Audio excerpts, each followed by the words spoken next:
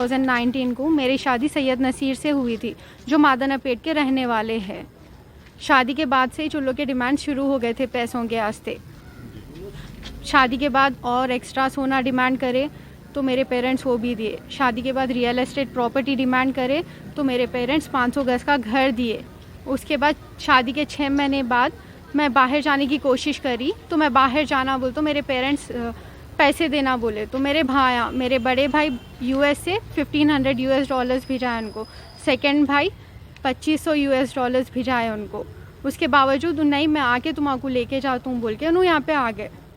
Lockdown होने की वजह से दोनों भी यहीं रह गए। उसके बाद से उनको यहाँ पे कुछ काम मिला नहीं। मैं प्रेग्नेंट थी, उसके बावजूद भी उनके पास कुछ काम नहीं था तो मैं कोविड में ड्यूटीज़ करके उनको पैसे देती थी। जब तक मैं पैसे दी सब अच्छा था, पैसे ले रहे थे, 5-6 लाख रुपए ले लिए। मैं शेयर मार्केट में बिज़नेस करता हूँ बोल के 3 लाख रुपए लेके वो पैसे भी डुबा दिए।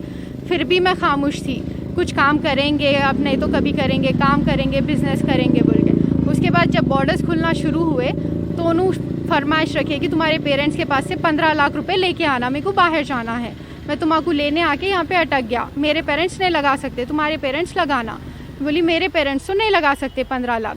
तो अल्लाह मेरे ऊपर मारम तोड़ी शुरू कर दिए। मैं हॉस्पिटल में जॉब पे थी तो उन हॉस्पिटल को आके मेरे को वहाँ से झगड़ा करके घर को लाके घर में बंद करके उसके पेरेंट्स, भाई बहन सब जने मिलके मेरे ऊपर मारम तोड़ी करे। तो मैं जब ही वो घर में से 100 डायल करके पुलिस कंप्लेंट करी मादनापेट को। तो मादनापेट पीएस में कंप्लेंट करे, हमारी बेइज्जती करे, अब हम ये बच्ची को नहीं रख लेते बोल के अल्लाह मेरे को 1 साल से हमारे अम्मा के घर पे छोड़ दिए। उस वक्त पे मेरे पास 6 महीने का बच्चा था मेरा। 1 साल हो गया, 1 साल से उन्हें आ ना कर रहा। ये इंसिडेंट जून में हुआ, जून 2020 में हुआ, 21 में हुआ, जून 2021 में।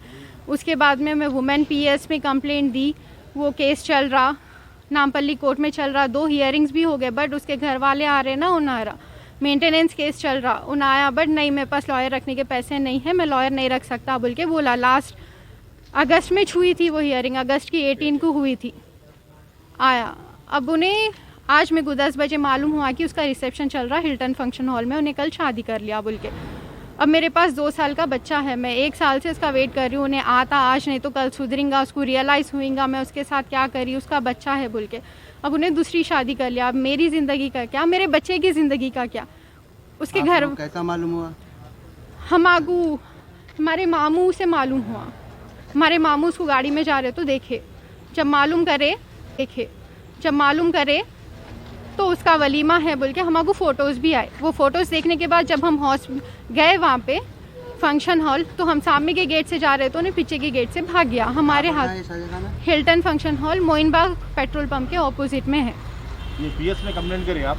हाँ, अब आगे पीएस में कंप्लेंट करी मैं, संतोष नगर पीएस में कंप्लेंट करी। मेरे साथ फ्रॉड हुआ, मेरा डिवोर्स नहीं हुआ, कुछ भी नहीं हुआ। 1 साल से मेरे को अम्मा के पास छोड़ दे के उन्हें दूसरी शादी कर लिया। मेरे पास अब 21 महीने का बच्चा है, वो बच्चे की जिम्मेदारी कौन उठाना, मेरी जिम्मेदारी क्या।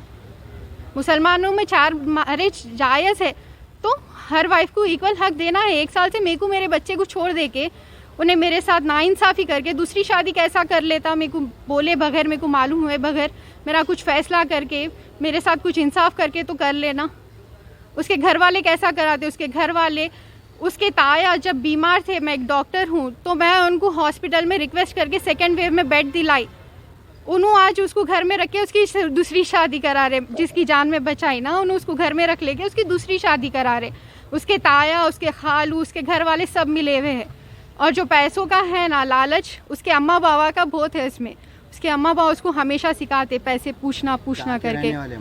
मादनापेट में रहने वाले हैं, मस्कती ग्राउंड के पास। जॉब क्या करते हो? उन्होंने न्यूजीलैंड से आए बाद तो 1-1.5 साल कुछ भी नहीं करे।